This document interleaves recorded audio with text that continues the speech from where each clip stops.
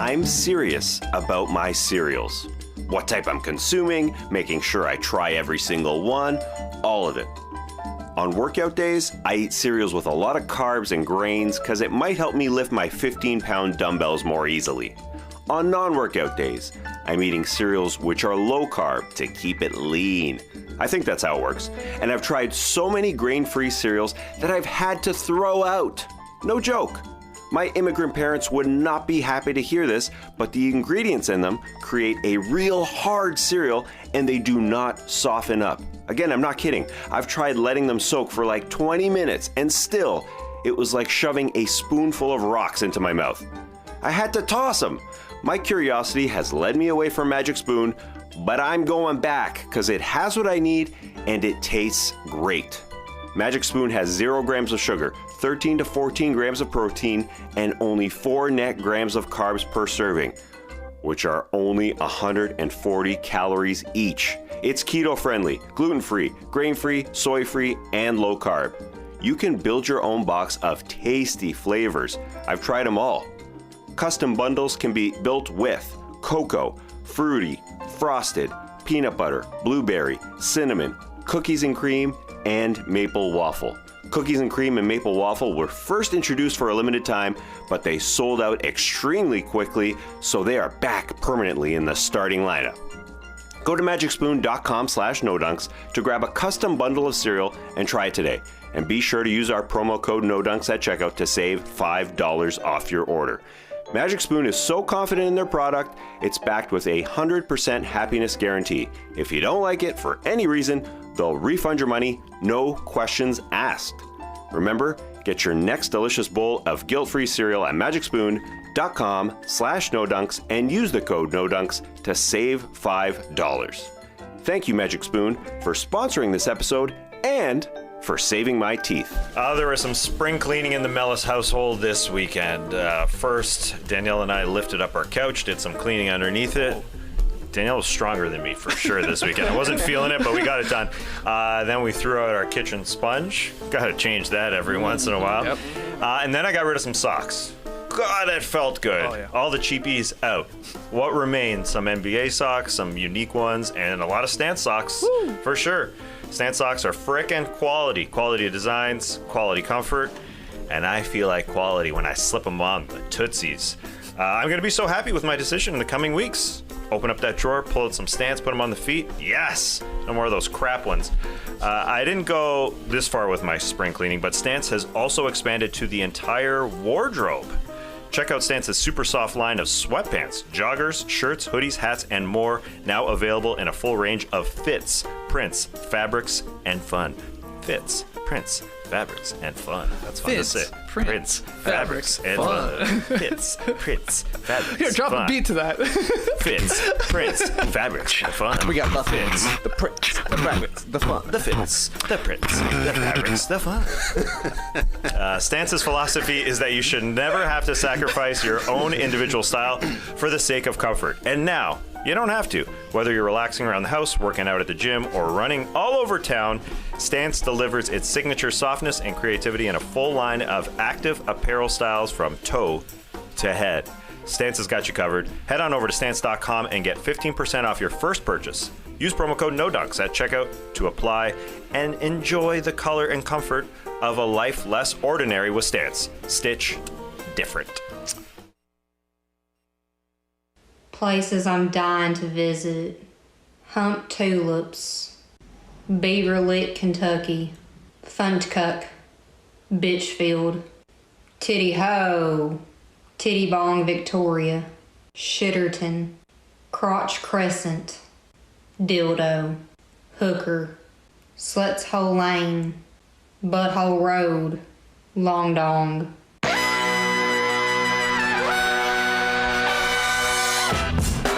Good morning, sweet world, and welcome to the No Dunks podcast on the Athletic Network. It's Friday, March 25th. This is The Drop. We're here in the Classic Factory. I'm Leigh and Skeets, and alongside me, as always, Tess Mellis. Happy Friday, everybody. Hey, Tessie, we got our Top Shot Hot Boy, ribbon them lips, Trey Kirby. Heyo. Heyo. The international man of mystery, taking it to the max, Lee Ellis. Friends.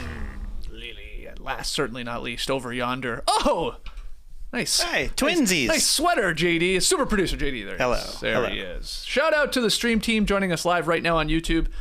Take a second to like the video. Make sure you've subscribed to No Dunks on YouTube. Trying to get our followers up. And comment away, both in the stream team or in the YouTube comment section below the video. Email in your NBA questions always to nodunks@theathletic.com. And make sure you check out last night's episode of No Buffs, because it was a special one. We had Edge of Extinction's Rick Devens joining us to break down Survivor 42 and episode 3 that happened this week, and also just talk about his season and behind the scenes production. I mean, JD, you were in heaven, man. You were loving this. Oh, absolutely gushing. I mean, what a great guy. What a great guy. It was fun. What a great guy. It was really JD loved it so much he accidentally put it in the No Dunks feed. accidentally. I want everyone to hear this. Yeah, so it's in both the No Dunks feed and No Buffs, which has its own separate podcast feed and YouTube feed. But thanks again to Rick for joining us. It was a blast. It was only 90 minutes. We could have gone 290 minutes. Wow. So please, everybody, listen to the No Dunks feed and to the No Buffs feed, and then check out the video as well. Yeah. You On gotta both see feeds. Yeah, of course. Obviously. Yeah. All right, so on today's drop, we have rapid fire questions, which we'll end with. Always a blast. I got some true or false questions for you guys. One involving James Harden and his MVP pick. We can talk a little Chet Holmgren, too. I wonder who James Harden's going to pick for MVP. Well, we'll get to that. But let's start with the games, because there were a few on last night. And we start with Chris Paul. He's back, baby.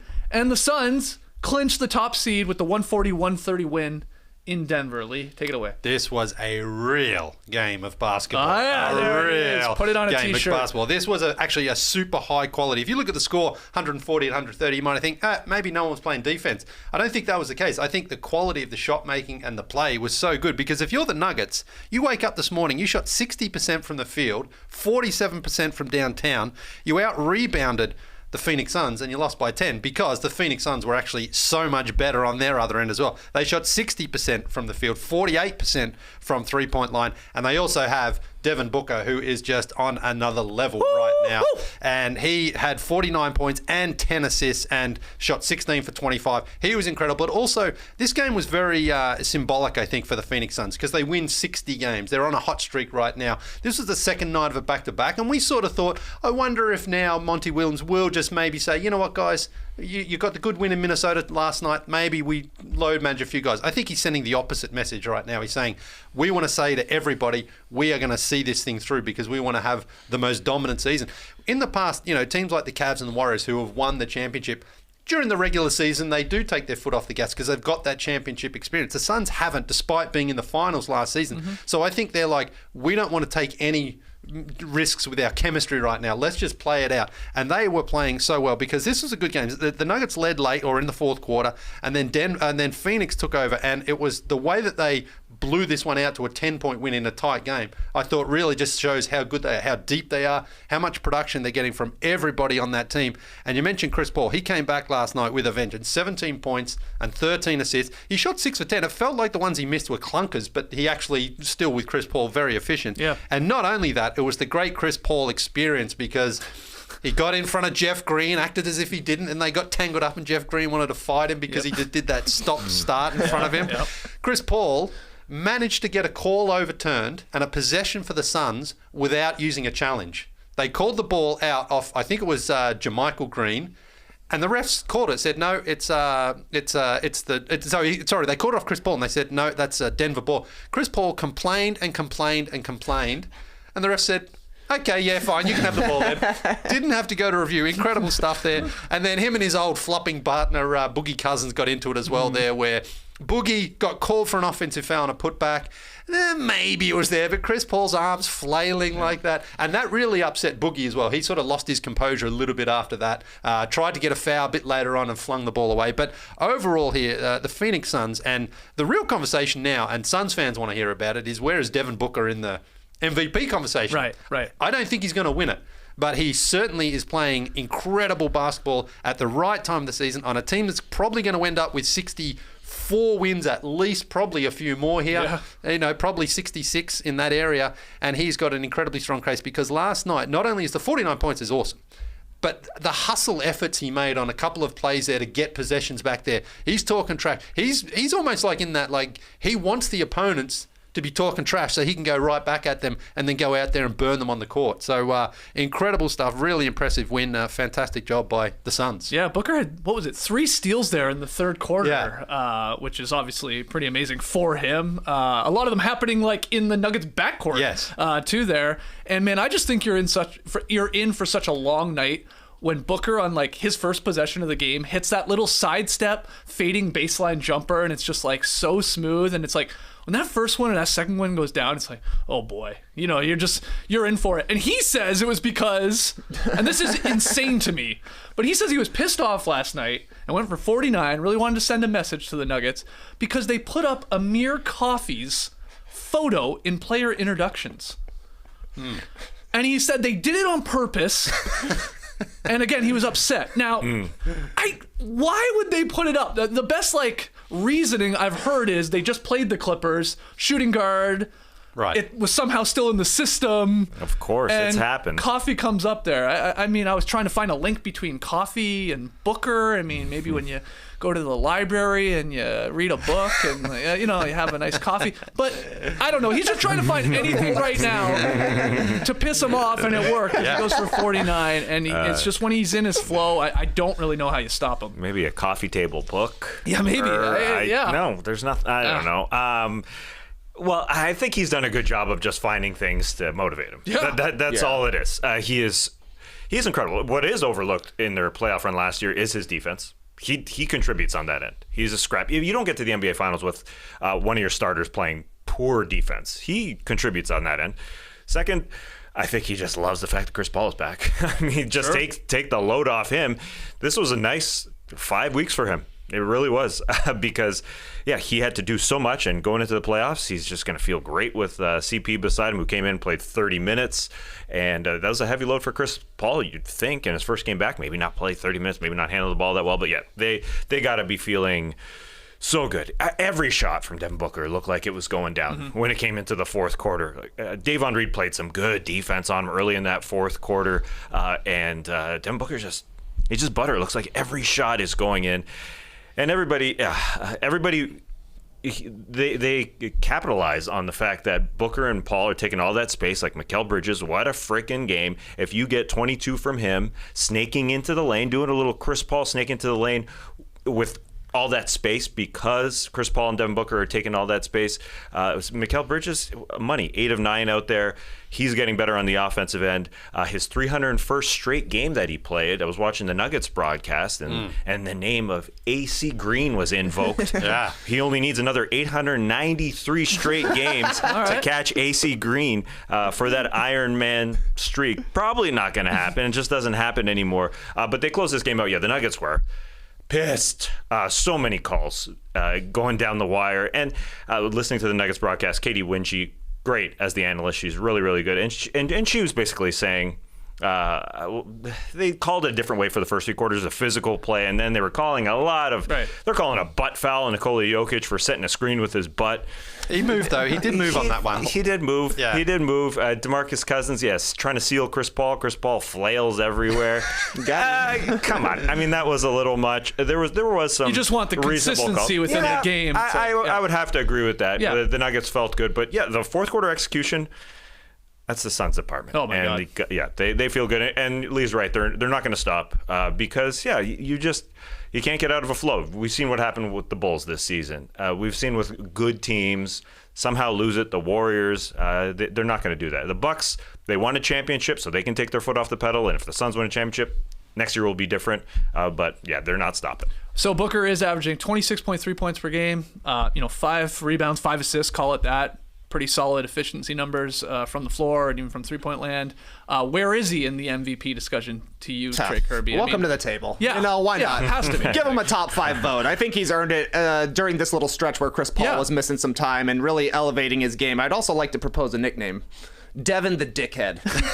Because he's being straight up mean to the opponents right now. He's like ripping the ball out of Jokic's hands. Yep. And I forget who the other nugget he got where he just like, the ball came down on a rebound. Yeah. And it was like Booker suddenly turned into Draymond Green, just taking the ball away. We saw what he did to D'Angelo Russell with the dunk and the flex. He's not only trying to embarrass you on the court, he's trying to make you feel bad. That he's performing out there. So, yeah, if it was all Amir Coffey's fault, and I'm sorry to the Denver Nuggets that they played against the Clippers beforehand, because if he's going to use that for motivation, then what are you going to do? Yeah. But that's what it is. I mean, the Suns really don't have anything to play for the rest of this. Yeah. They locked up the number one seed. They got the number 1 seed. They got 60 wins. At this point, it's like, all right, I'll try and get a top 5 MVP vote, and don't call me Amir Coffey. If you do, in your face. So awesome stuff from Booker. It's just, he's humiliating people. That's awesome. Yeah, and here's what I'll say as an early member to the Devin Booker fan club. You can check my card. It says like 003 or 004 on it. I was very early to it. You guys know this. Don't worry about him not winning MVP for the regular season, because he's going to win Finals MVP. Lock it in. I'm so convinced this team is winning the title. Yeah, barring an injury to either a major injury to a Chris Paul or Devin Booker. Yeah, they are. Every game I've seen from them, obviously fourth quarter execution, everybody contributing, be it Bridges and Ayton, and they have like nobody believes in us, even though we went to the damn finals last year because we got lucky with all the injuries. It's just like they have such a chip on the shoulder. Chris Paul trying to get his first, Booker obviously trying to cement his sort of status in this league.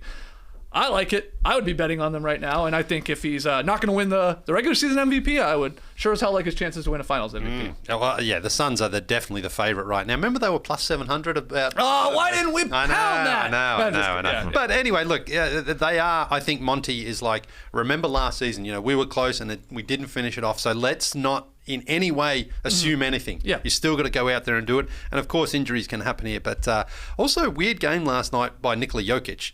Had 10 shots, made 9 of them, finished at 28 points, but was somewhat sort of placid, I think, in his approach there. Wasn't his normal aggressive self. Is he running out of gas That's here? what we were talking about. Possibly, yeah, because for him to only take 10 shots, I mean, it wasn't the defense. He can take 35 shots if he wants to in a game. So, but they did get good contributions actually from a lot of other guys. Bones was again really good for them off the bench. Aaron Gordon, I thought, was really aggressive for them too. So, but still, Jokic, only 6 rebounds and 6 assists as well. So maybe, and he got a weird sort of hand injury too, I think in the second quarter there. So maybe that was bothering him a little bit, but unusual to see him not a little bit more aggressive out there. Yeah, 8 turnovers too. Yeah. I mean, the Suns were amazing. Yeah, and then the Suns only had 8 as a team, I think, total. I mean, you get Chris Paul back and got the ball in his hands, you're going to take care of the ball. Great win from Phoenix, and those 2 back-to-back wins. Really nice. Against Minnesota and Denver. I mean, if you're not convinced that they are, of course, a title contender, then I don't know what you're watching or you're not watching, I guess, at this point. 2 more things real quick, Skeets. Sure. The people in the stream team are mentioning that the next goal for the Suns, a franchise record, 63 wins. They had 62 in 05 with Nash, 93 with Charles Barkley. They had 62 so as that's well. So, I mean, 3 more wins. At least there's a little bit of a carrot there for the Suns to keep chasing as we get closer and closer to the end of the season here. And number 2, you mentioned Jeff Green. Thought it was kind of whack that he showed up on Pirtle. Like, the guy's played for every team, so you're gonna get a yellow box there when you put like any team, like any other player. I put Kuzma. It's like, all right, well, Jeff Green, he was definitely a wizard at one point, so I don't know. I had to save that because it happened yesterday. I didn't want to spoil it for people, but I was laughing to see Jeff Green as the guy. All right, well, let's keep it going here. A big game in the Eastern Conference last night. Pascal Siakam, he matches his season high with 35 points. Raptors top the Cavs, Tass, 117-104. What do you want to touch on here? Well, I had the playoff jitters watching this game. Oh, It felt you standing? playoff-like. No, sir. I wasn't standing, but it felt, playoff-like. It felt like no one could really score all that much. We had to start the game, a Rookie of the Year watch, obviously, with Scotty Barnes facing Evan Mobley. It was fun. Both those guys, good moments. I wouldn't say anyone really stole the Rookie of the Year race last night. Evan Mobley, a big jam. Scotty Barnes setting guys up, doing what he does best.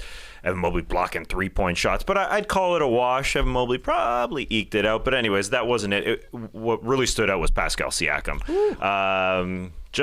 just making the passes for easier shots, because the Raptors are going to struggle a little bit in half-court sets. Even if they get to that 6th seed, which now they're tied with the Cleveland Cavaliers there for the 6th seed, they got to get some buckets from transition, and that's what they did last night against the Cavs. Did a good job of that. And Pascal Siakam demanding from his team. He was the point guard out there. He was demanding that we make that extra pass. He just knew where he was going. As soon as he was cut off in the lane, he was throwing it out to the corner and pointing out, above the break, make that extra pass. He knew, that felt like a playoff team, because he knew that the defense was going to guard the corner. He just knew where the shots were coming. And then, when the assists dried up, he was hitting his own shots. He hit 35. He had 35.6 threes, tying his career high.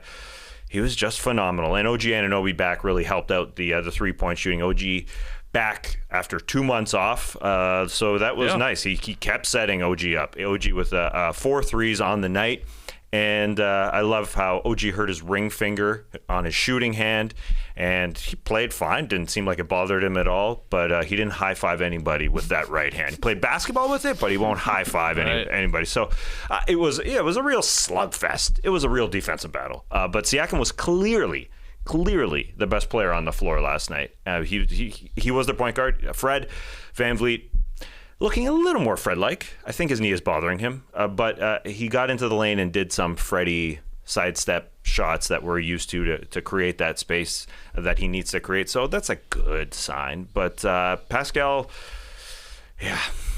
feeling good. Feeling great. God. Looking like an all-NBA forward to me. I got some bonus. Couldn't believe that. Kevin Arnovitz telling me some bonus as a third-team all-NBA forward. Didn't even name Spicy P. What the hell is going on there? Cleveland, you said they're tied now with the Raptors in terms of the standings. But Cavs did win those previous 3 games against the Raps. Means they hold the tiebreaker. It didn't really matter what happened last night in regards to the tiebreaker situation. So the Raps are going to have to be a full game clear, Leigh, to get that 6th seed from Cleveland, though the Bulls are right there too. So who knows if they continue to fall. We'll get to them in a second. But Cavs play the Bulls, I think, next. And in Toronto has Indiana, Minnesota, Boston. All at home in Toronto. So, very, very tough. They'd won at least 2 or 3. There is the possibility to get out of the play-in for sure. For Toronto. But we need the Raptors in the play-in tournament. You want them in the play-in? They need to be in the play-in tournament. They're clearly playing the best of the 5, 6, 7 teams here: Chicago, Cleveland, and Toronto. The Bulls and Cavs have no chance against the Nets.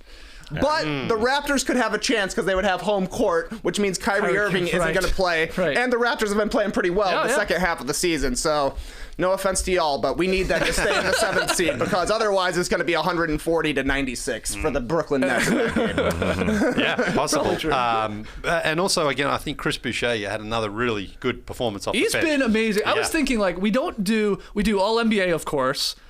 We do, all rookie teams and stuff like that. All defensive teams, sort of, bench. I almost wish we had an all bench team. Like we do, we have 6-man, but we were joking last week we did 7-man. But you could do a thing where it's like you just get to show some love to bench guys. And I bring that up because I think Chris Boucher he'd be on one of those rosters, all bench first or second team. I think so. I mean, particularly, his last 3 games, he's been really important. It's that defense as well that he gives him. A bit more of a rim protector, shot blocker. But if he's knocking down that 3 consistently from the corner, that's huge, because, Nick Nurse's bench rotations sometimes are a bit weird. He sometimes... that's what I love about him. Yeah, he sometimes likes to just play 6 guys and that's it, But you need 7 and 8. And you need 8, I think, in the playoffs. And Boucher is certainly playing the best basketball of his career right now. And if he comes off the bench and gives them what he gave them last night, that's huge. Yeah, so we will see here. It's very tight with the Bulls, the Cavs, the Raps. I mean, the Nets are not even... Incredibly, they're not even that clear of the Hornets and Hawks, who are behind them in the play-in race. Let's move on, unless there's anything else from Raps, Cavs. Well, I love the Raptors fans' inferiority complex. ESPN on Twitter, there's a big Cavs jam, and they said it was on Pascal Siakam when it was on Chris Boucher, and Raps fans obviously pissed. On one hand, ESPN doesn't talk about us, and then on the next hand, they see that, so they're pissed. Love it. I love the Raps fans. It's like Devin Booker getting mad about Amir Coffey. Get mad about something. Just get mad. But Matt Devlin, Alvin Williams on the Raptors call, very solid. Another guy on the Raptors bench who's come out and has played well on his 10 days, Armani Brooks. Yeah. Matt Devlin, Slick. Just a slick line. What a night for Armani suit Brooks. Alvin Williams, he's wearing it well. That's it. Like no, like, hey, that was a funny joke. They didn't proclaim their joke funny, which is I definitely would have done, or any of us I think would have done. It just slid in there. It just slid in there, and usually Devlin would, he'd say one of those. But he's also giving how he used to call Fred VanVleet before the All-Star game, Freddie All-Star. Yeah. He's doing Scotty Barnes Rookie of the Year. Yeah. I mean, if anything, he should be leaning into the Siakam All-NBA. Just go with that. I like your chances. It's a long last name. 13 All-NBA. Spicy It's a All-NBA. little much. I mean, there could be better. Can we think of something better for Rookie of the Year? I can understand him pushing. But in Canada, shouldn't it be Wah? Because Patrick Wah. Also, I Scotty never Waugh, really sure. thought about it until you said it. Like, Armani Brooks, that's like a double suit name. Armani suits, Brooks Brothers. I don't know. Do they do suits? Oh, of course they do. Yeah, very traditional. Okay, there you go. So let's get his basketball reference nickname as Double Suit. You know what his nickname or his middle name is actually? Indochino. That's what I was going to say. Promo code no Doug. Okay, so Trey, I feel like we keep doing this to you, but we have to get your take on another Bulls loss. Devontae Graham and McCollum, they lead the Pelicans past your Chicago Bulls 126-109. What's going on? What was Bullshit. Devontae Graham and CJ McCollum didn't beat the Bulls last night. Jose Alvarado beat the Bulls last night. Yikes. 13 points in the fourth quarter, hit a couple of threes, had 3 assists, 2 steals. It was 90-90, and he was huge in a 12-0 run for the Pelicans. His biggest play, forcing a travel on Alex Caruso after he was hiding in the corner. The guy just went and stood in the corner. Bulls fans were getting upset that the bench of the Pelicans was hiding him a little bit, shielding him away from Alex Caruso. But they inbounded the ball. He jetted up there, got it right up into Caruso. Caruso tried to just throw it over the top of him. He got called for a travel. And an all-time travel violation dance, I thought, from Jose Alvarado. Like, I think the pinnacle right now is Chris Duhon on the bench, enjoying it. But as soon as Caruso got called for the travel, Alvarado's in a squat. That was really impressive. And this has become his thing. Yes. The Alvarado sneaky Pablo Prigioni hang back, hang out in a corner, and then when they inbound it, come and either steal it or get a travel. They call him Grand Theft Alvarado.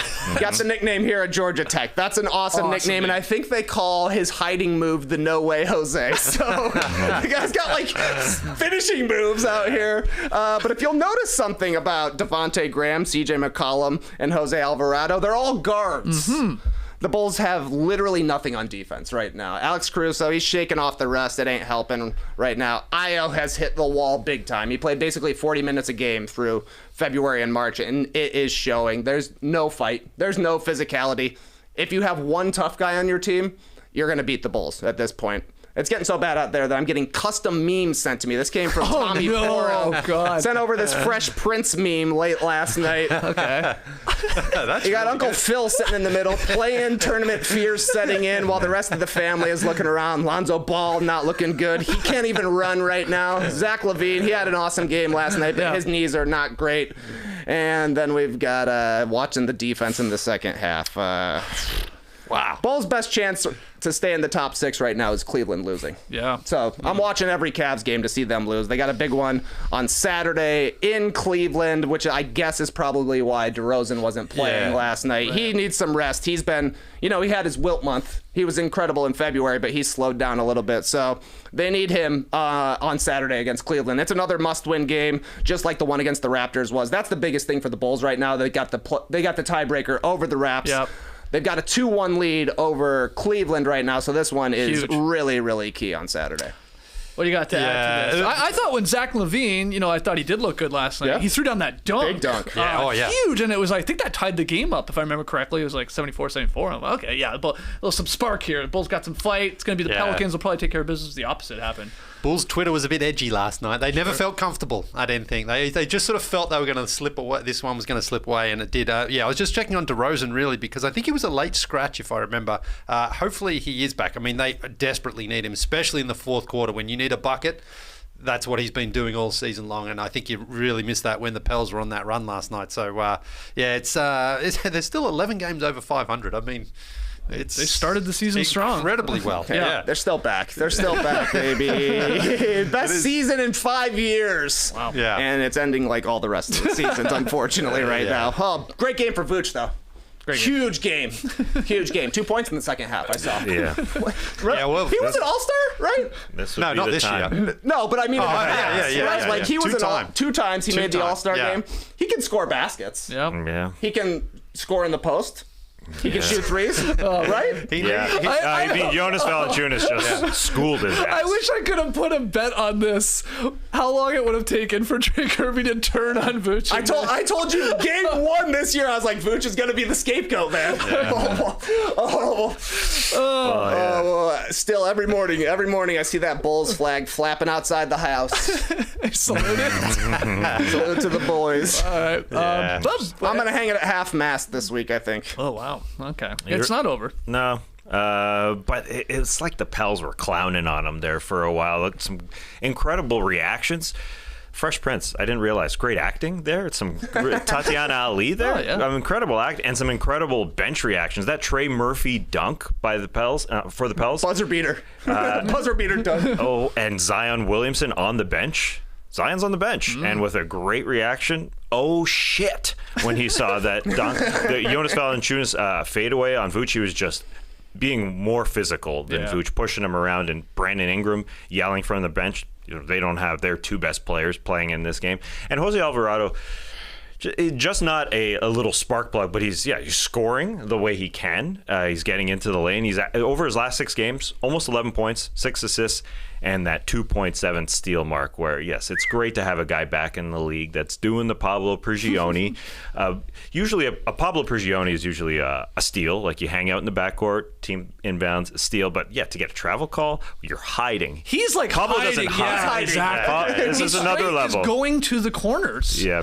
And basically, just like the team forgets that he's there. Like, why would he be there? Yeah. Or he's going to duck behind the guy who's getting inbounded too. Like, he's sneaky. It happens in soccer too sometimes, where the guy will be down, maybe pretending he's injured. The goalkeeper puts the ball on the ground, then the guy comes running out like that, and he grabs it and kicks the goal. So it costs more in soccer if you lose the goal. But the travel in that moment was that was awesome. That's honestly when I knew the Bulls had lost, because I'm listening to the Bulls broadcast and all Stacey King could keep saying is like, they can't be on the court like that. They can't be on the court like that. I was like, all right, game over. Yeah. Game over. Good night. Yeah, like I guess technically the Pelicans bench players, there were a few of them, like their feet were on the floor. They were. Yeah, their toes were on the floor. Yeah, but it's not like they were like. It's not like he was like right behind them, like they're like shielding him. Yeah, really funny stuff. And Devontae Graham, I mean. Just recently, I did a whole thing of like disappointing players. I guess we did, obviously, and I had Devontae Graham on that list, or least improved, I guess is what we called it. And he shut me up last night. He had an extremely efficient game for him. 5 of 7 from deep, 8 of 12 overall, 30 points. He's a plus 28 in this game. Valanciunas did work inside, but he was really good. We're giving a lot of love to Jose because of the sneakiness and stuff like that, and sort of being a no-name guy coming out of nowhere. But Devontae Graham was great. In 30 minutes, he scored 30 points. So pretty impressive. Pelicans have got the Lakers 2 of the next 4 games, and they're tied That's right now. Yeah, so they could be hosting in a potential first game there in the play-in between Pelicans Lakers, which it looks like it's going to be. We just don't know who's going to be hosting that game. You're right. All right, the other games last night, just quickly here. We had Desmond Bane scoring 30. Grizzlies killed the Pacers, 133-103. They have locked up a playoff spot, so that's a given now. And then Drew Holiday helped the shorthanded Bucks beat the Wizards, 114-102. The only really thing to add to any of this is the Grizzlies say Ja Morant is going to be reevaluated in 2 weeks as he continues to deal with this knee soreness that apparently happened in the Hawks game that we were at. Yes, I remember it. Right. Yeah. And he's missed the last couple games. Not that it matters. Memphis is now 16-2 without him, so they keep racking up wins. But look, I mean, Grizzlies have plans to go deep here. Could matter in the playoffs. Being a number 2 seed, and reevaluated. They sound like it feels like a little bit. Let's get them some rest. It's obviously a little bit of a lingering issue. I'm not too concerned if I'm reading into what Jenkins is saying and stuff like that. Like he says, almost like he'll be back right before the start of the playoffs. Probably get a game or 2 in, and then. Then you just hope he doesn't re-injure it, I guess. Oh, obviously. I mean, we want a healthy, fit Ja Morant in the playoffs. But I guess for the Grizzlies, the silver lining, if there's any, is that they've had extended stretches without him and have not missed a beat. So they can play without him. I mean, the game last night doesn't really count. You're playing a Pacers team that doesn't want to win. But the game before against Brooklyn was no good, and they were incredible in that game. So the Grizzlies won't make any excuses for it. They'll just go out there and keep doing what they're doing. But God, I hope we have Ja in the playoffs. Otherwise, it'll be a bummer. Anything to add to either of those two somewhat blowouts? I guess the closest game last night was the Bucks-Wizards, but anything from you guys? Nah. When we get to tweet of the night, though, a bit of a worry for the Memphis Grizzlies.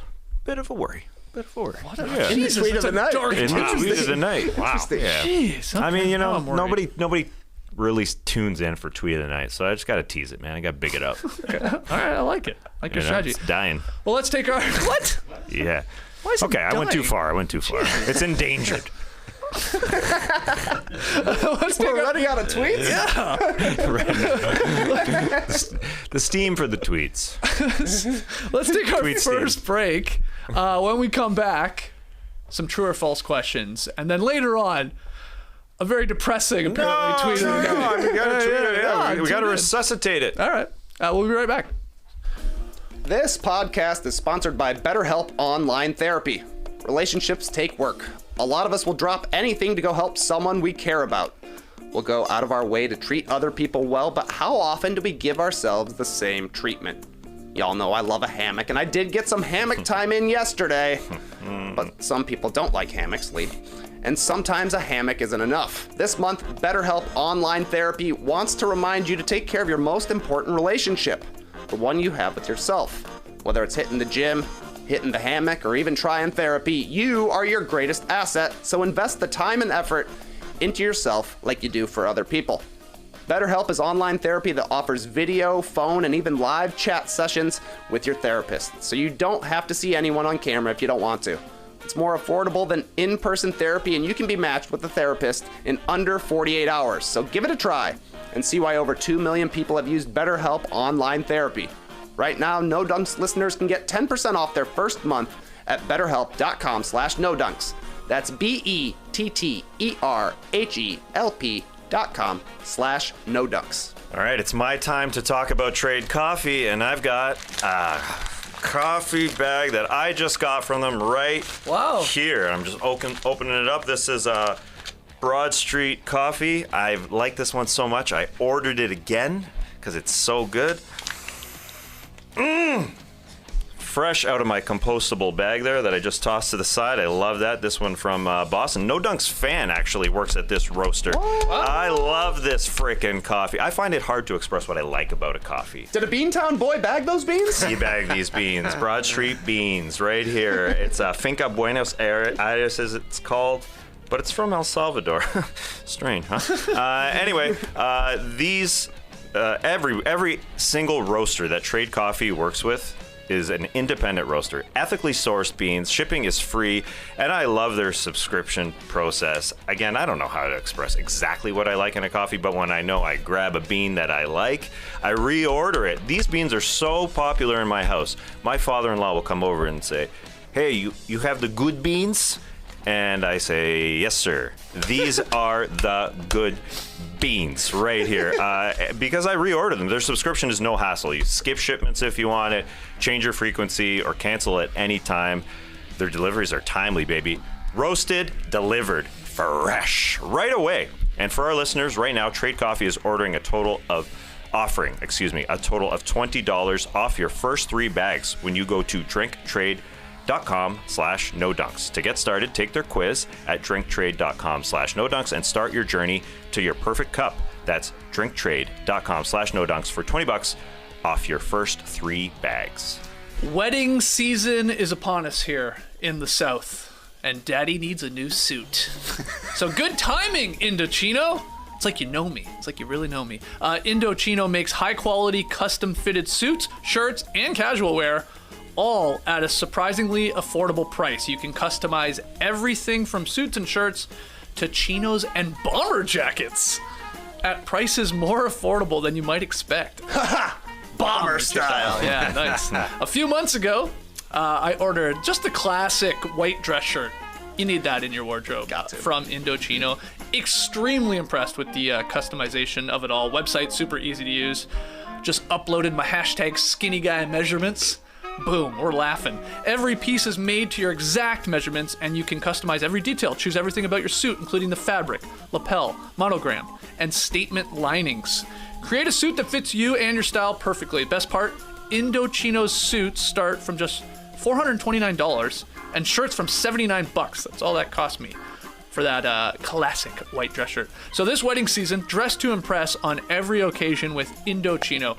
And you can get $50 off any purchase of $3.99 or more by using our promo code NODUNKS at Indochino.com. That's 50 FinDogs off a purchase of $3.99 or more at INDOCHINO.com. Promo code NODUNKS. All right, back with the boys here in the Classic Factory for a little drop podcast fun. JD's got a new intro for True or False. Yeah. Oh, yeah. Oh, I like that. Very trippy. True or false? False is not dead. It's No, that's right. True or false is back, baby. Yeah. So, if it were up to James Harden, his new teammate, Joel Embiid, would be winning MVP this season. Quote, this is what he told ESPN. He deserves it, man. I've only been here for a few weeks, but I already see his mindset. He wants to win. Some guys just want numbers, but he has both. He has the mentality of winning, and he scores the ball at a high level. I think he's prepared himself, especially coming off last year, for this year to be one of his best years. So my true or false question is, and Leigh, you can get started here. True or false, Joel Embiid deserves MVP. There's 5 guys who deserve MVP. He's not going to win it, I don't think, Joel Embiid. I think he's had a very strong case. He's had a great season. The Sixers obviously going to finish in the, He's at the table? He's definitely at the table here, but this is really just James Harden gassing up his homie. I mean, this is what teammates do. We saw Ja Morant after the Grizzlies beat the Nets the other day saying, there's your defensive player of the year. There's your most improved and coach as well, Taylor Jenkins. And then last night, someone from Phoenix was saying, there's your defensive player of the year, Mikal Bridges. There's your MVP, Devin Booker. There's your coach of the year. Exactly. So it does it. Of course, James Harden's trying to make the case here for Joel Embiid. Now, James Harden is a former MVP, 3-time runner-up, so he knows what it takes to win the award. But as far as deserving it, this is a great race we have this season, and I don't know who will win it. I know who the top candidates are going to be, and it's really going to be interesting to see how the voters break it down. Do you award winning more so than, again, we've talked about, Jokic has about the same record, but he's further down in the standings. Does that mean anything? Should it mean anything? Do you go for like points? Do you look at Joel Embiid and say, well, this is clearly the best season of his career? Does that count for anything? Right. So, and then you do got to look at Devin Booker is making a strong case here because his team's going to win more games than anyone. Yeah, he's going to have the classic best player on the best team. And then you're going to have Ja Morant, but then he may miss over a quarter of the season by the end of it. So everyone's got sort of like a strong case, these guys, but they've also got maybe 1 or 2 things that could detract from them. Is it true, or do you think it's true that no one right now over the last week or so, I guess, is really grabbing it though, the MVP? It still feels like it's up in the air between if it's Jokic, Embiid, and Giannis. Is that fair to say? Yeah. Like no one has really over the last week or two been like, it's mine, I'll take it, and then okay, they're gonna take it. I think it's going down to the wire. Yeah. No matter what, and that's great. We've all sort of declared a bunch of awards earlier on in the season. Rookie of the Year, for instance. Scotty Barnes obviously making up a lot of ground. I don't want to declare the MVP. It's going to be good that it goes down to the wire. It's nice. It feels good. It feels good. Yeah. I think this is true. I think Embiid deserves it, Jokic deserves it, and Giannis deserves it the most. If James Harden is saying winning is most important, playing for the 1 seed is most important, and scoring is most important, Giannis has more total points than Joel Embiid, more wins, he's higher in the standings, rebounds more, and is a more efficient scorer. So I'm surprised that Harden isn't going to bat for Giannis here. Giannis, clear MVP. Well, he's not skilled, though, is he? According to it's too easy, just run it and dunk it out there. That's right. That's what you have to do. And as far as the winning matters, sure. But Philly playing in the Eastern Conference could win 50 games and be the 2 seed. That's a low number for an MVP. When we look back at total MVPs, wins you're talking about. 50 and 32, when we look back at MVPs, it's got to be one of on the lower end, even if they're up in the Eastern Conference. Yeah, no, it's a good point.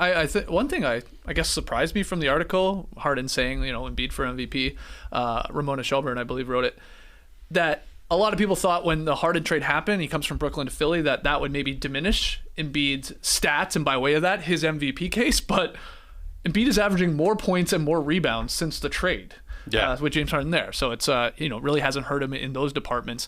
I want to bring this up to Nikias Duncan on Twitter yesterday. I thought he asked just a fun question, like, what is your MVP criteria? Okay, he throws that out there.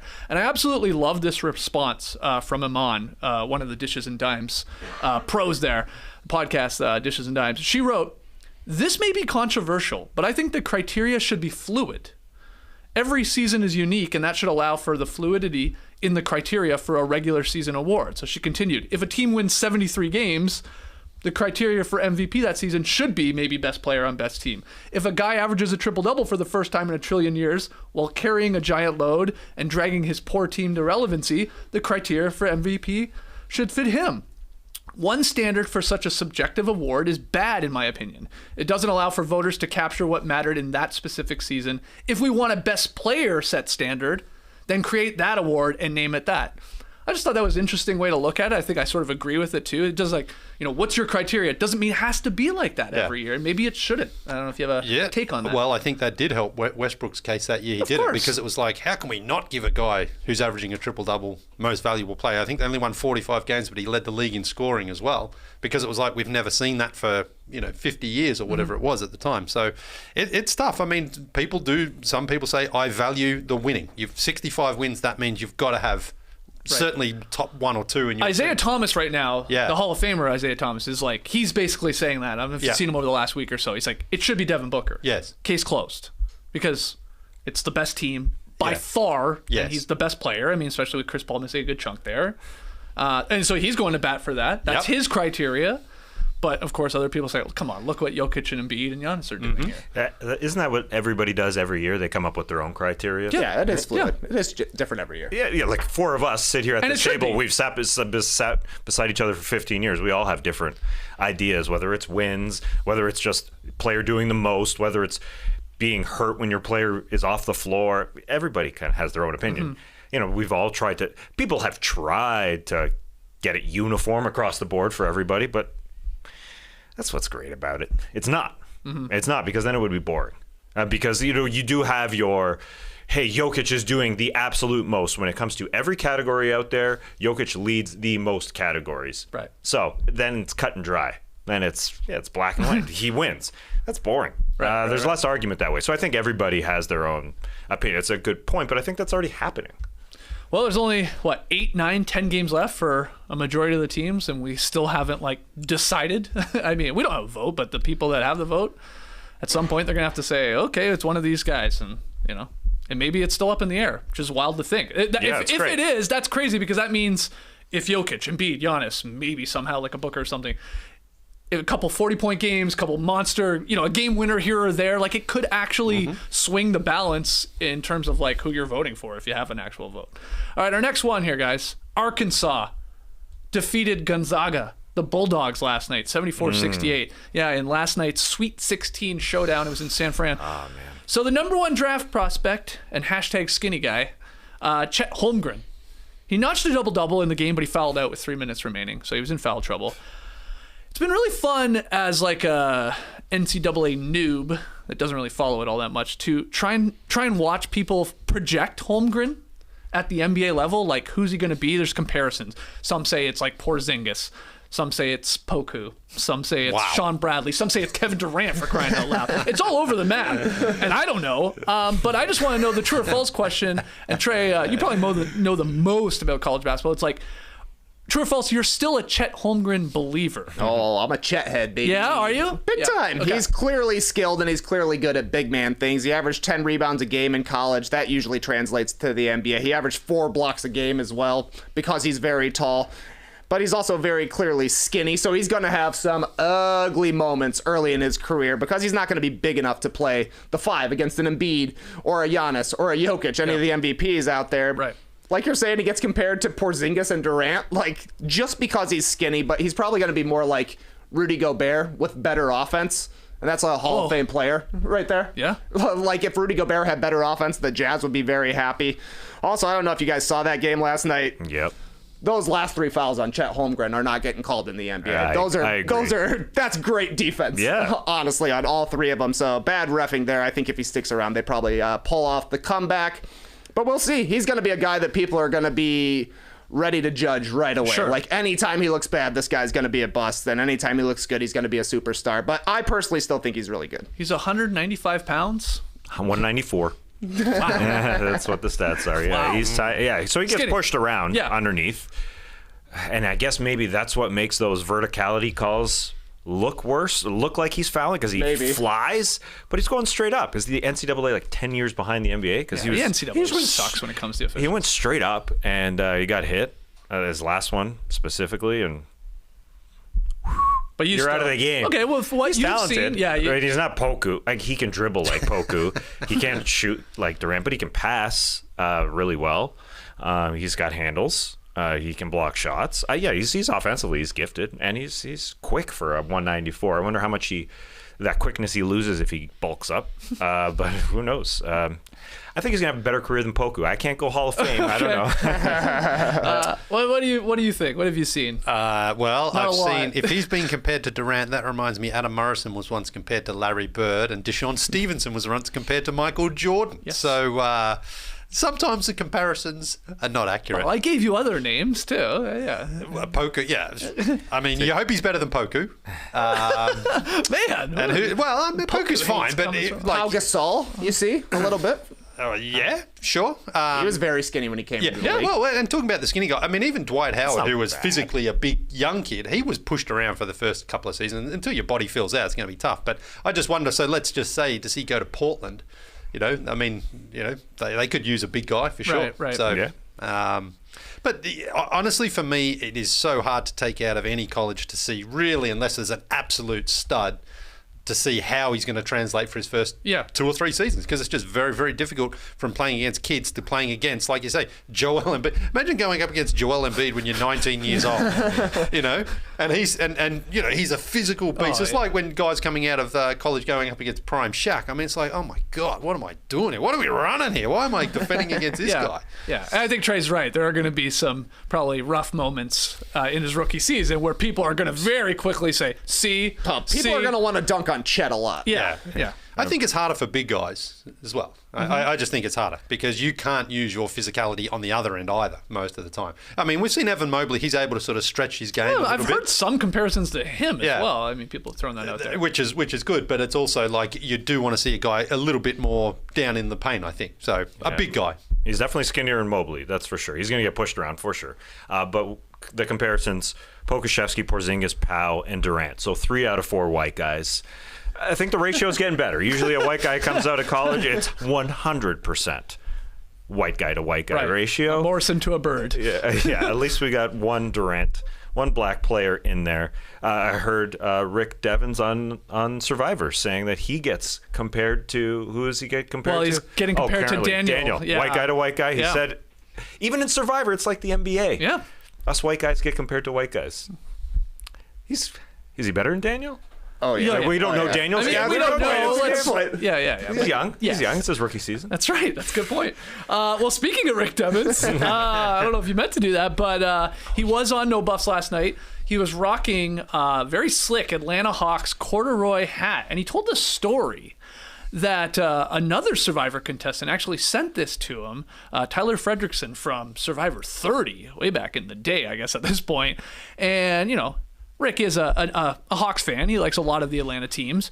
But Tyler was saying, do you know what this hat's from? Do you know what this is from? And then Rick told us, this is the same hat that a man was wearing in the movie Tremors. And here's the crazy part. This is my tweet. This is my photo from like 2013. So I was watching Tremors in 2013, saw the Hawks hat, I was like, that's a cool hat, and tweeted it. Anyway, life is a flat circle. But here's my true or false question. And for some reason, no one wanted to answer this first in the Google Doc. True or false, Tremors was a good movie. I can barely. It was 90s, wasn't it? Early 90s? 1990, I think. Yeah. Can barely remember it. What do you think it's about? Earthquakes and stuff like that. No? Worms. Worms. Straight up about worms. He doesn't know what it's about. I don't know if I've seen it or not. There was Giant worms, man. I haven't seen it then. What's the premise? We got worms. There's literally worms that can hear the tremors underneath. Yeah, it's like a fake monster movie, kind of. Not a fake monster movie, but a little bit of a spoof, if you will. I will be shocked if anybody has seen this more recently than you, Skeets. You said you watched it in 2013. I watched it on TV. I don't think I've watched it since we've changed over to the 2000s. Personally, you, JD? Definitely not. Film session. Yeah. Okay, Tremors is not that bad. No, I don't. It's not bad. I remember liking it when I saw it. And my biggest takeaway from that movie was I watched the entire movie and then I realized that guy, I know, is this guy. And I did not realize that this is the dad from Family Ties, Michael Gross. Oh, wow. And I was like, oh my, I watched the entire movie without realizing that. Right. That was my big takeaway from that movie. yeah. So I was like, that guy is a great actor because he totally was like this redneck guy. But yeah, it's sort of like Jaws meets Dune, really, because it's these massive worms under that cause tremors. I remember liking it, but yeah, maybe we should do a film session. We should. Yeah. Tremors 2 sucked. It was brutal from what I remember. But yeah, it's got Tremors has Kevin Bacon in it. Yeah. Right. Yeah, you like Kevin Bacon? Yes. Reba McEntire, how do you feel about her? Indifferent. Okay. And then is it Michael Gross? Michael Gross Yeah, and that's- Fred Ward. Right. Who's great. Right. Yeah. All right. Roger Ebert gave it 3.5 out I'm of telling 4 you, stars. Tremors is decent. He recommended it. You can find a clip of Siskel and Ebert talking about this movie, and at one point, Ebert says to Siskel, "Did you ever think that as a grown man you would be sitting here talking to me about worms?" He's like, "No, but I recommend it." Yeah. Well, I think Ebert was like a thumbs up, and Siskel was more of a thumbs sideways. That's always a way with those two, man. Oh, isn't it? I think Siskel was mad. He's like, "Why were there only 4 worms?" Wouldn't they breed with the other worms out there at some point? He couldn't believe the science of it. I can't believe this, but I thought they stopped after. I thought maybe there was a Tremors 3 after Tremors 2. There are 5 Tremors. Wow. And then there might be even a prequel. I guess they did breed. So there's Tremors 2 is called Tremors 2 Aftershocks. Good. Not bad. Tremors 3 Back to Perfection. Because the first one was so good. Tremors 4 The Legend Begins. Maybe that's the prequel. Tremors 5 Bloodlines. And then there's Tremors A Cold Day in Hell and Tremors Shrieker Island, which was in 2020. There was also a television series called Tremors. What's going on? There's a lot of Tremors. Well, that's what happens, though, after an earthquake, isn't it? You get a lot of tremors. It's not about earthquake. It's about worms. It's a Western-themed monster horror comedy. What don't you understand? It's got nothing to do with Well, if earthquake. I knew Michael Gross was in, I would have watched it. He was great as like Stephen Keaton. Yeah. Yeah. Good dad. Great dad. Yeah. Great show, Family Ties. Better than Uncle Phil? Yes. Wow. Yes. I think so. That'd be a good March Madness bracket. What you got? Sitcom Best dads. dad, yeah. Sitcom dads? That's not bad. Wow. I'm thinking we're all caught up on Fast and Furious movies, so maybe we dip into the Tremors universe this summer. Go down the wormhole. I'm telling you, Tremors 2 is brutal. I can only imagine how bad they The get. wormhole is a great name for that podcast, though.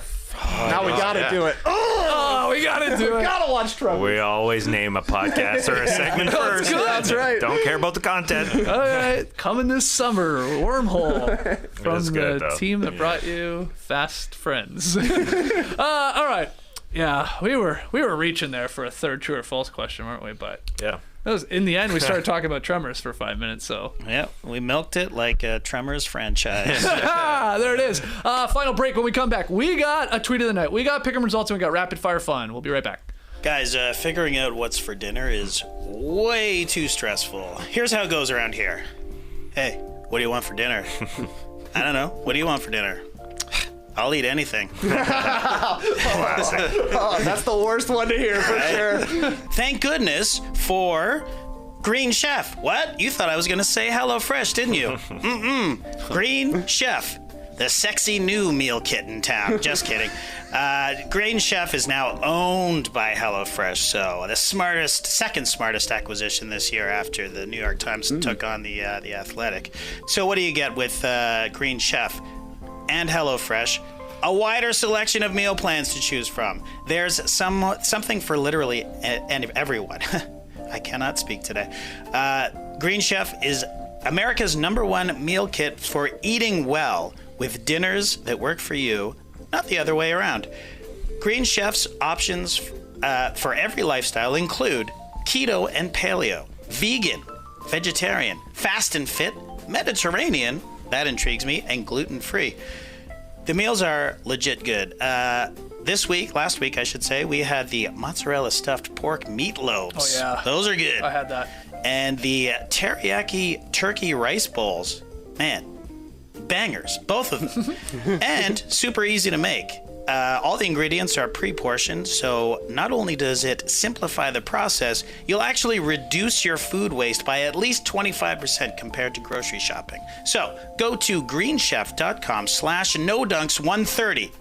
NoDunks130 and use code NoDunks130 to get $130 off plus free shipping. That's crazy. Whoa. That's greenchef.com/NoDunks130 and use code NoDunks130 to get $130 off plus free shipping. Thanks to Edmunds for sponsoring the show. I bought a car last year, and if I had known about Edmunds.com, then I wouldn't have spent so much time on a bunch of other sites instead of just doing all my research in one spot. If you're anything like me, you don't know a lot about all the cars out there. Edmunds got some cool features. It has video test drives that really give you a feel of the car. I would have used that. Honest car reviews, which don't have any brand bias, and the latest consumer advice. I didn't find these features on other sites. Maybe I bought the wrong car. Tell me, Edmunds. Did I make a grave mistake? I actually would have loved to check out their long-term road test. This is also very cool before buying my car. Edmunds drives a car for a year and about 20,000 miles while making videos about it along the way. Give me some long-term perspective on owning a car. Over 50 years of trusted car shopping advice and price guidance all in one place. Get empowered to make the best decisions. Get confident with free online tools to help you compare vehicles and dealer quotes, figure out your budget and financing, and get an appraisal for your trade-in. A lot of stuff on Edmunds.com. Car shopping can be overwhelming. Edmunds is here to help. Visit Edmunds.com and click on Edmunds Best Car Rankings to research and compare vehicles. That's EDMUNDS.com. Edmunds. We drive it like it is. All right, let's start wrapping up this week, and we'll do that by getting to a little tweet of the night. Tweet of the night. Wow. Twitter. We're going back to basketball for tweet of the night. A very, very basketball-y tweet from Law Murray of The Athletic, tweeting about Paul George. He covers the Clippers beat there for Los Angeles. He tweeted, Paul George, now he's out Friday night versus the Sixers, but he is participating in practice as the next phase of his rehab. And Paul George is going to be back. It's going to fly under the radar, kind of like Chris Paul coming back. But Paul George being at practice for the first time in over 3 months. Last time he played, December 22nd, a long time ago. Team was 17-15 back then. And without him, and without Kawhi Leonard, they have hung on a 19-23 record since then. Very impressive to me, with guys leading the way like Reggie Jackson, Ivica Zubac, Nick Batum, those type of guys doing the job out there. They're solidified in 8th in the Western Conference playoff picture. They ain't going anywhere up or anywhere down. But I would be worried if I was the Timberwolves or the Nuggets that they're going to face in that play-in tournament. They're going to go on the road where they are very comfortable. If you remember last year, they took the first couple games from the Mavs on the road in that first playoff series. They ended up winning that series.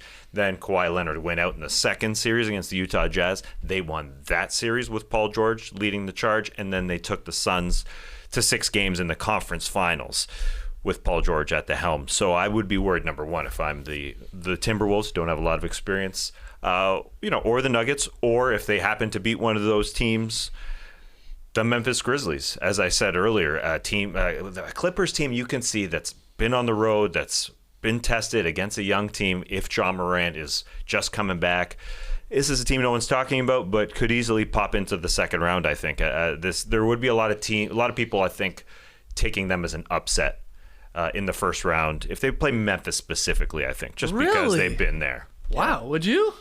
No, not yet. I know it's tough without Paul George having even come back yet. Yeah.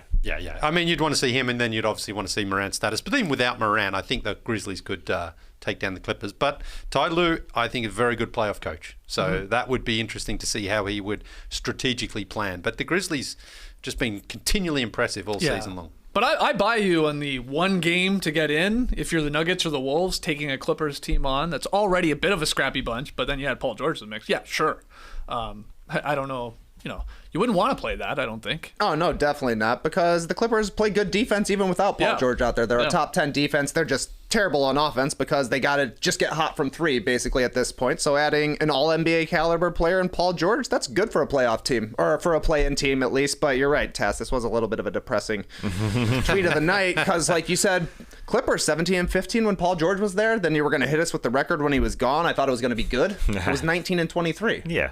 I mean, fair. They did a good job of hanging on, but I just thought it was going to be more exciting when you said that. Yeah, sorry about that. Yeah, it wasn't a thriving record, but surviving record. Surviving record. I mean, we talked about it. Better than the Lakers this year. That's a win. Yeah, I think for them to be close to 500 is phenomenal. Paul George was an MVP candidate for about 5 weeks, and then the other 5 weeks he played this season, he was not. He fell back to earth hard. But I think that's one of the positives of Paul George going to the playoffs healthy.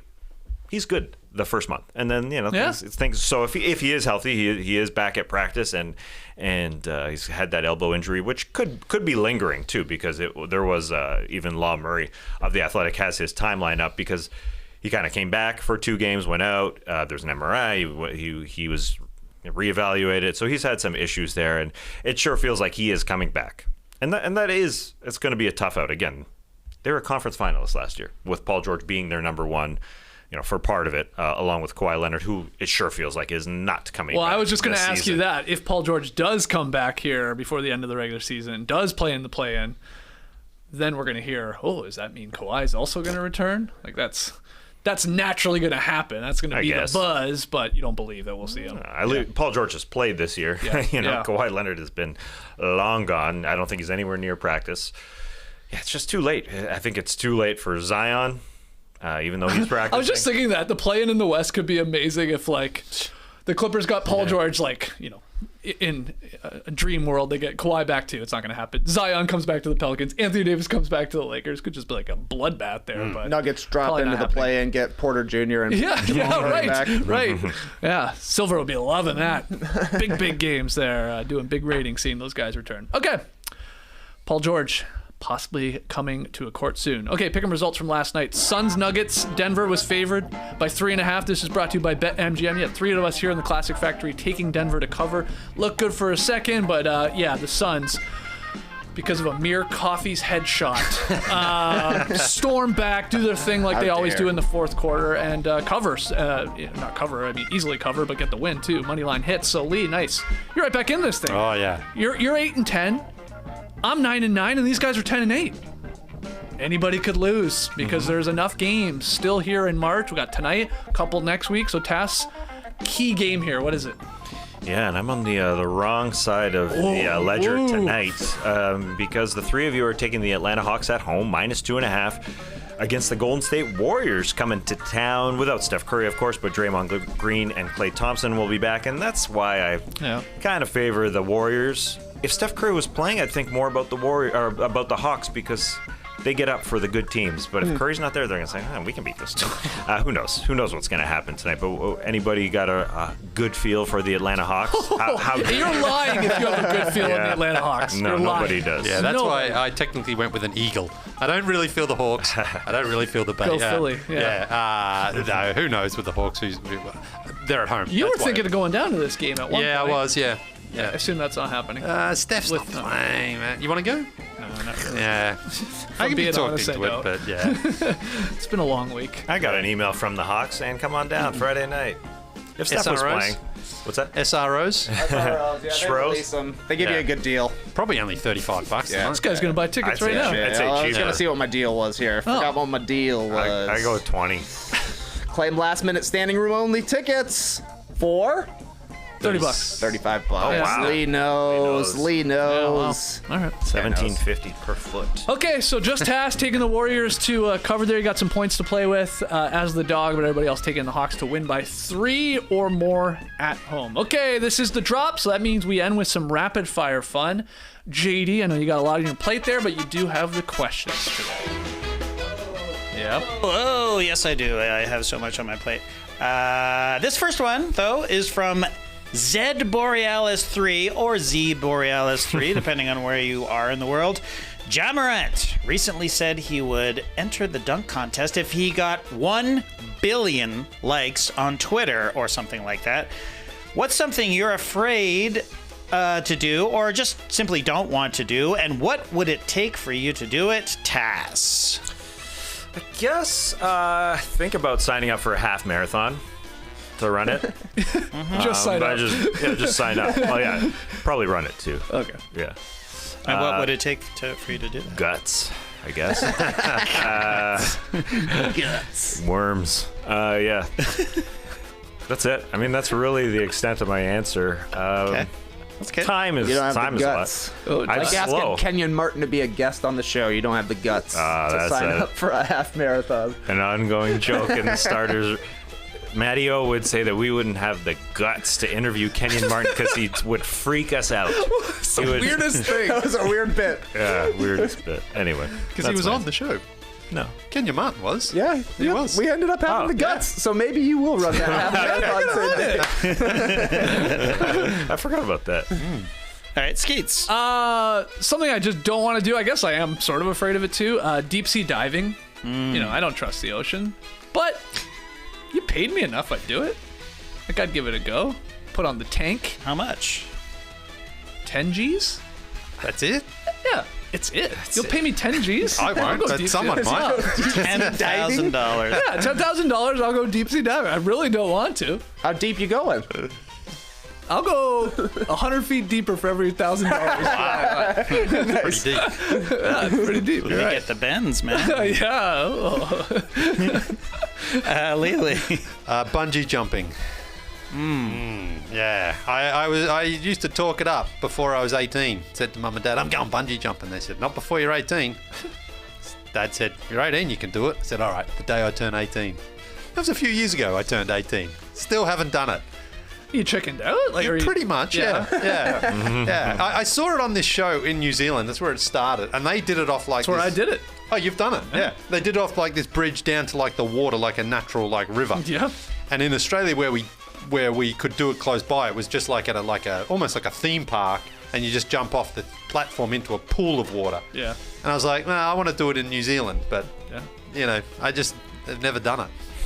What would it take for me to do it though? I don't know, because I haven't got any excuse to not do it now. So, you know, maybe someone just like shaming me into doing it would be enough. Pick a payoff.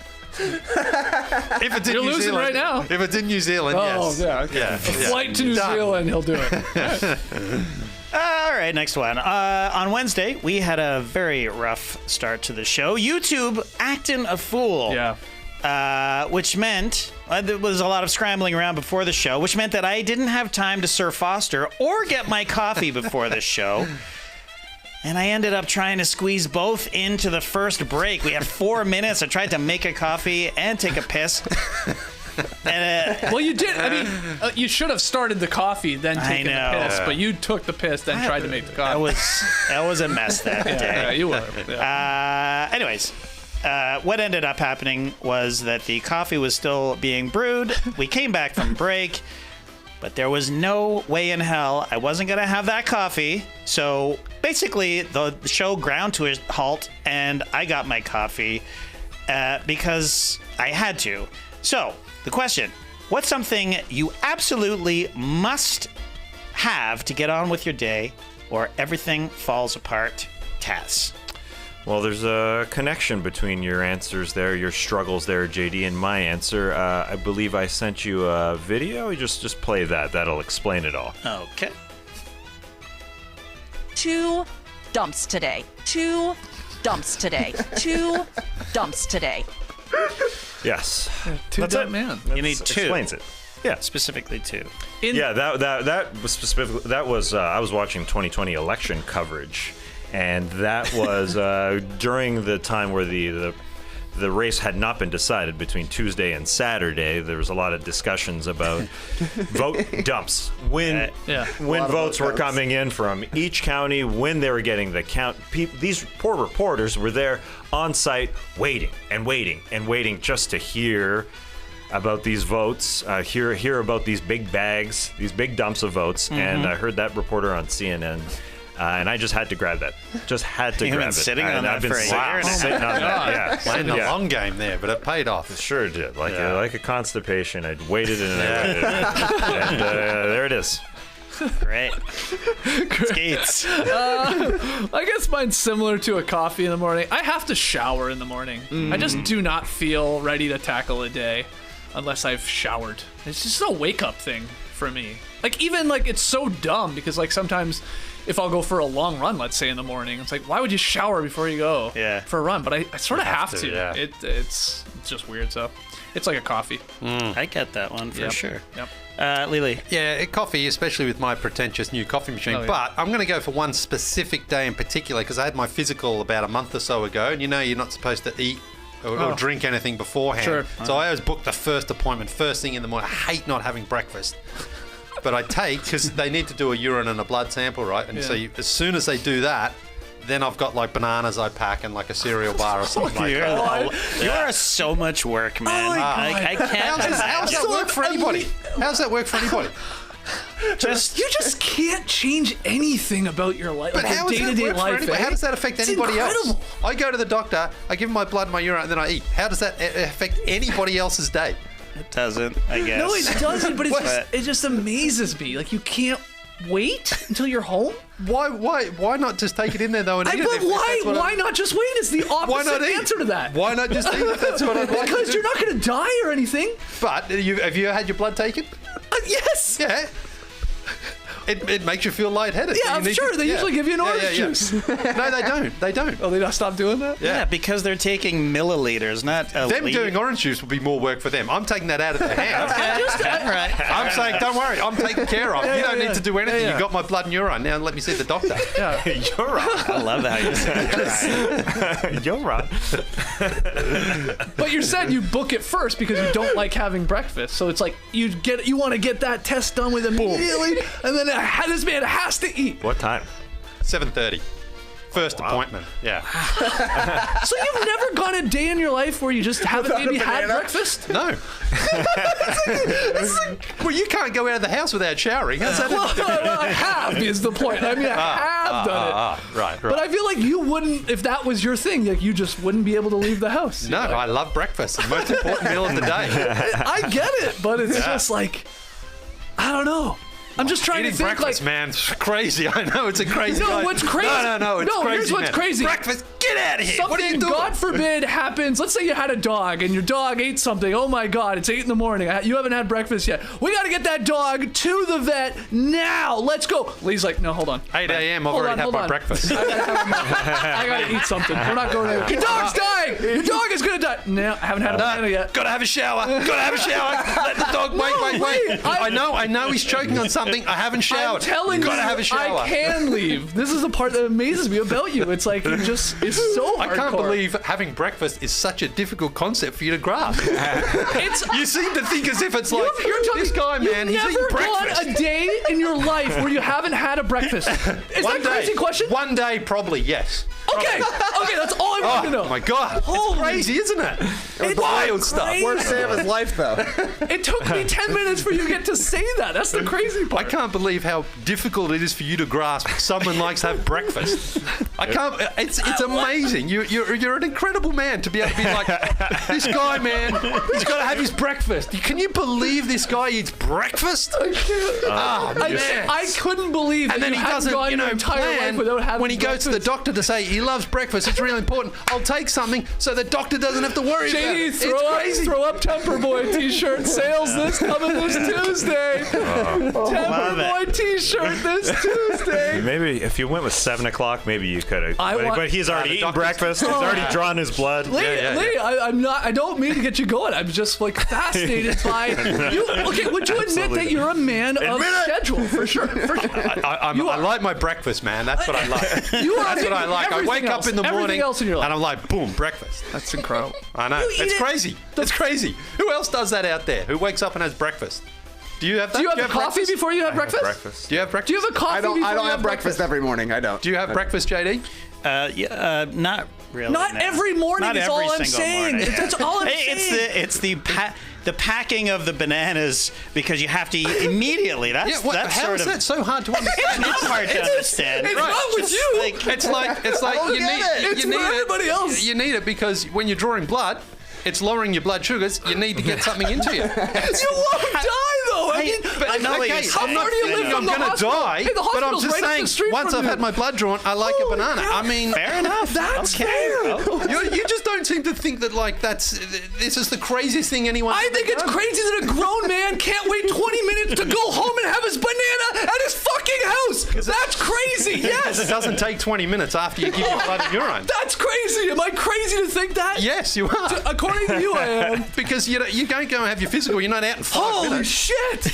Imagine waiting 20 minutes to eat a banana that you haven't had yet in the morning. For 3 years, I've had a banana before 7 o'clock every day of my life. And now I'm going to take some blood and I cannot wait to get home. I have to bring my bananas with me. Oh, I've got to shower too. Make sure you shower first. Oh, I love a shower in the morning. Yeah, I know you do. Would you eat a banana in the shower? No. Because I'd have it before I have my shower.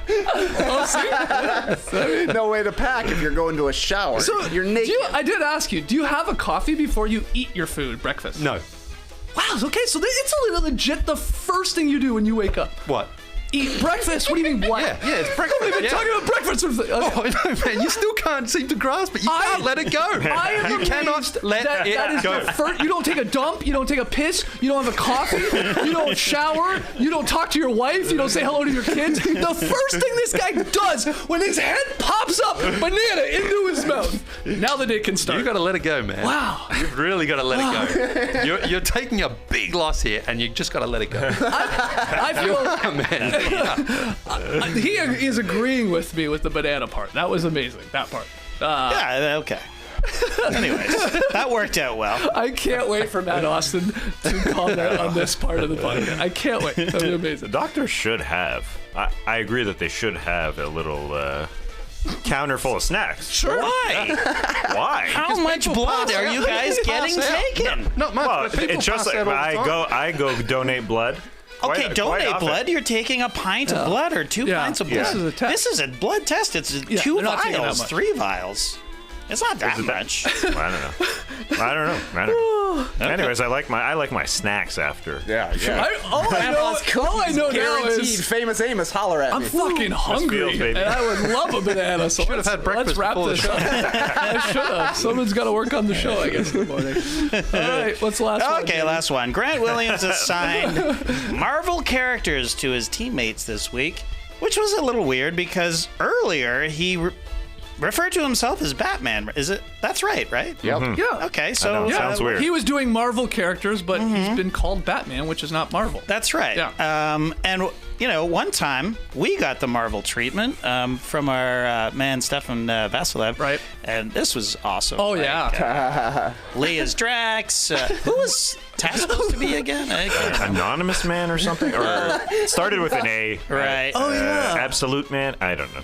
Amen. Yeah. Yep. And then we got Skeets as Thanos, me as Thor, and Trey as Groot, which is just That's I too can't good. not see it. I know, it's awesome. And so this made me think. The question is, let's step over to the DC universe and what's your no dunks superhero lineup? But before we get to that, this came in yesterday. It's an illustration because we're talking about whether or not Batman can dunk, and this is from Jester's NFT. Wow. Who illustrated us as Batman villains. It's awesome. That's great. So is that me on the left? You're on crouching? the left is the Riddler. Then we've got Tass as the Joker. We've got Trey as the Scarecrow. We've got Leigh as Mr. Freeze and me as the Penguin. And this displeases me because it's What not is very. that in my hand, though? What am I holding there? It's not a banana, so this must be after breakfast. I mean, it's like a paddle of some sort. I don't know what that is. I think you're just sort of clutching your. Yeah, I think it's fist. on your. I like think it's on your shirt. Yeah. Like Like that red thing. Yeah. Yeah. Right. Okay. Yeah. Okay. Jesters, I should be Mr. Freeze. I'm the coldest dude in this place. but it's this a great drawing of you. Incredible work. Yeah. Yeah, it's good. Yeah. It's great. Anyways, back to the question. Oh, yeah. What's your no dunks superhero lineup in the DC world, Tass? So I just had to pivot here and look for morning-related DC characters. Skeets is the guy who showers the most. No, I'm kidding. I got nothing. Flash. Skeets is Flash. You're fast. You say okay. Yep. Leigh is obviously Aquaman. Yes. Oh, right. Yes. And he loves the water, obviously. Yes. Trey is Elongated Man. That's a character. That's a man? Yeah. Wow. Nice. He's our longest DC man. is the worst. Oh, you're. The longest man. Hey. JD's the ventriloquist, Wesker, because he makes things happen. He's the one who's conducting. He's pulling the strings here. And I'm Ragman. I love my set of rags. I mean, how do you do this? I know, man. I'm with you. do this? My How answer's do you- even worse than that. Trust me, it's worse. All right, Skeets, let's Well, do it. okay, I know nothing about DC for the most part outside of like those Batman villains. So I looked it up and I found this. This is apparently a real thing. In 2005, served a cease and desist for his team's use of the Avengers name, Mr. Immortal, who I guess is a DC comic book character. He reorganized the Great Lakes Avengers into an unofficial X-Men team. There's a group, a faction called the Great Lakes Avengers. Huh. And so I just picked them. I've barely even heard of any of them and gave them to each of us, okay? JD, you're Mr. Immortal because he seems to be the leader of the Great Lakes Avengers, great. okay? Cool. Trey, you're Flatman. Who has stretching abilities? Okay? Yeah, you know me. Long. Easy. Tess, you're Doorman. There's a guy named Doorman. Thanks. Who I guess can teleport through solid walls, while his own body serves as a portal of sorts. So I guess Doorman, we call you Two Dump Man or something like that. Doorman. Leigh, you're Big Bertha. Which makes sense now. You eat all the breakfast there is. Yeah. Okay. Big Bertha, listen to this character. It's insane. Big Bertha has the ability to make herself strong and durable to the point of being bulletproof by becoming extraordinarily obese. And then Wow. she can slim down by vomiting. This is a real character. Her mutant powers are that, but she can also, and this is why I gave it to you, because you always wanted to do this, she's a skilled pilot of conventional jet aircraft. Wow. You always Wow, wanted to she's fly. talented. Yeah. I wanted to go up in a fighter jet. Yeah, and that leaves me to be Squirrel Girl. Wow. Yeah. The Great Lakes Avengers. You know, Mr. Immortal, Flatman, Doorman, Big Bertha, and Squirrel Girl. What? Amazing. What's going on? And this is DC? Yeah. This is according to Wikipedia, at least. Okay. Works for me. Leigh? I've got Flash for you, Skeets, too. Fast. I mean, whatever. Trey, I've got you as Groot. I don't know if he's DC or Marvel or whatever He's he is. Marvel. All right, close enough. Too busy eating Not breakfast close to enough check. at all. Yeah, Close enough. Close enough's good enough. JD, you're Lex Luthor. Because I think you like being the, the villainous guy up there. Sure, yeah. And Tass, you're General Zod because you've got a daughter Zoe, and it's pretty close to Zoe Zod. So I don't know. That works. What does that leave for you? I didn't do myself. If you had to pick any comic book character. Batman. Yes. Good one. Good one. Hey, I'm not gonna get angry. No debate. One of the greats. Just, that's it. We're not watching any more Batman movies, though. They're done. You're not going to see the Batman when it's on demand. Really? No way. You won't? The Joker's good, isn't he? In the movie? Oh, he's a bad guy. Yeah. Thanks. Okay, we gotta call it there. Aquaman! Hey! There he is. You're Aquaman. Come on. Okay, that's rapid fire. Nothing rapid about it, as we prove week in, week out. That is the Drop Podcast. That's another week of classics here from the Classic Factory. Leave your boys some 5-star ratings and review. Our next Drop Podcast, correct me if I'm wrong, Trey, will include some 5-star Friday fun.